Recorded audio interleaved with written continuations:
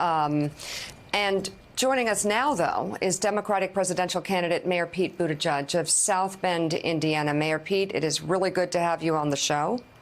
Good to be back.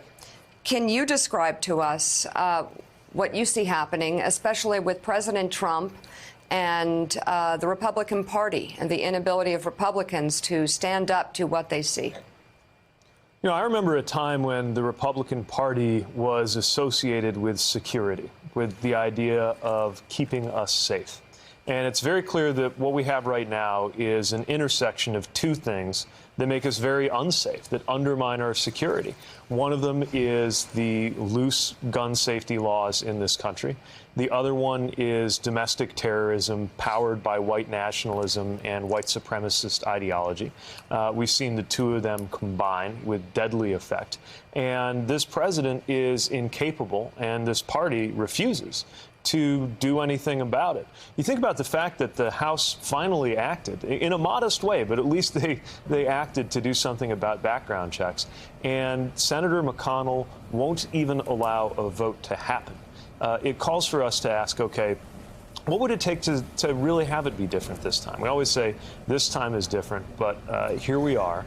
One more time. You know, after 9/11, we said this is going to change us. We are never going to be the same. We're going to unite. We're going to do something. And however imperfectly, our nation came together and took a lot of steps moving forward to keep us safe. Are we going to do the same this time or not? A lot of it depends on the Senate. Congress is in recess right now.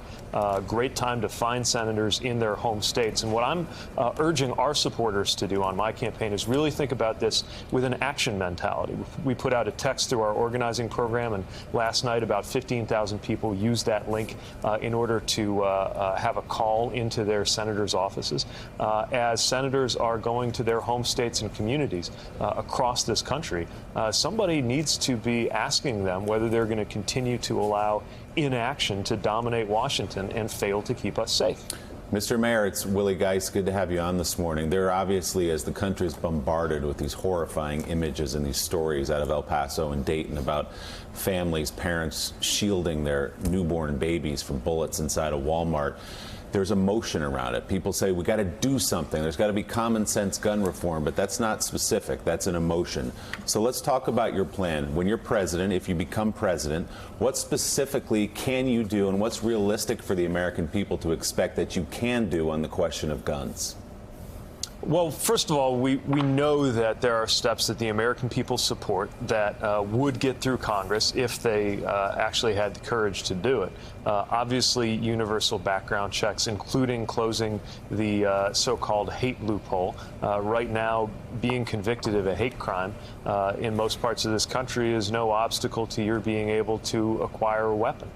We know we have to have stronger red flag laws. We know that we need to act in order to do away with this research ban. I mean, the fact that the CDC is prevented by law from even researching gun violence as a public health issue begs the question, what is it that they don't want the researchers to find out? And this is clearly the influence, not so much of gun owners, but of the executives of gun companies who are viewing this entire thing as a matter of money.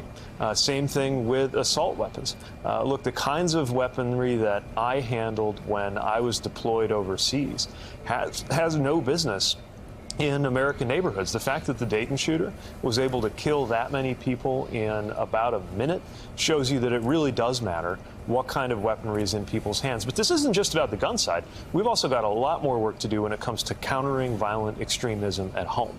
And I think, you know, frankly, this White House and party doesn't want to act because they're embarrassed about their own relationship to this kind of extremist ideology at home.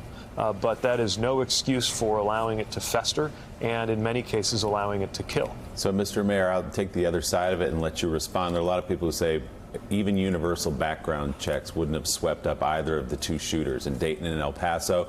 People say you can ban all the guns in the world right now, and there are still more guns than people in the United States, and somebody with hate in his heart who wants to get a weapon and go kill people will be able to find them. What do you say? There is that sort of defeatism of, boy, there's some things we can do, but it's never going to be enough. How do you respond to that?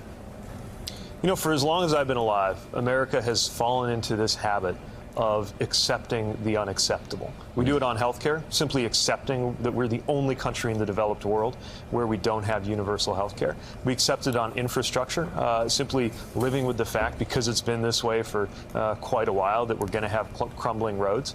And we accept it on guns, as though there's nothing to be done. We are the only country where this happens all the time in the way that it does. Don't tell me there's nothing that can be done. Of course, bad things will still happen.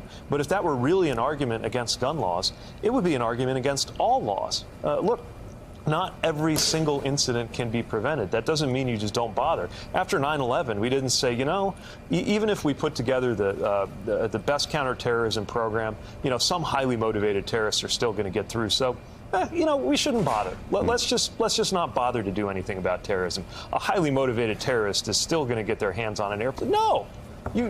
You take action, and if the action moves the number of people who will be vulnerable to losing their lives down to something higher than zero, but less than it is today, then you'll be glad that you took that action. Well, yeah, and of course, after 9/11, Dick Cheney and George W. Bush and the Bush White House adopted what they called the 1% solution. If there was a 1% chance that something could lead to more bloodshed from Islamic terrorism, then they were going to do everything they could to stop it. Of course, Republicans now appear to be in the opposite direction. There has to be a 99% chance. Even a 100% chance is not enough to make them move. Let me ask you this, Mayor Pete. There aren't right now, and it's shocking to me, but there are not any federal laws on the book to actually prosecute people for domestic terrorism. If you're president of the United States, what does that domestic terrorism law look like? Yes, that has to change. We have to be empowered to act on domestic terrorism because it's becoming the bulk of the threat. Consider this.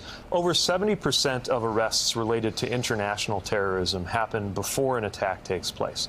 The reverse is true when it comes to domestic terrorism. Over 70% happen, unfortunately, after there has been an attack or after there has been an act of violence. We need the means, and it won't be easy to set this up because as we do it, we, of course, have to make sure that we are protecting our liberties. We learned a lot of things the hard way during the response after 9/11. This is often a surgery that you got to undertake with a scalpel. But look, the bottom line is right now we have woefully inadequate resources for combating violent extremism at home. So much good work has been done on counter-radicalization, figuring out how to address and sometimes reverse the radicalization that's happening overseas, for example, in some corners of the Islamic world. And yet right here at home, they've actually cut the funding for a program in the Department of Homeland Security that addresses just these issues. When it does come to the international links, and unfortunately, you know, white nationalism is a global phenomenon too, we need the NCTC, the National Counterterrorism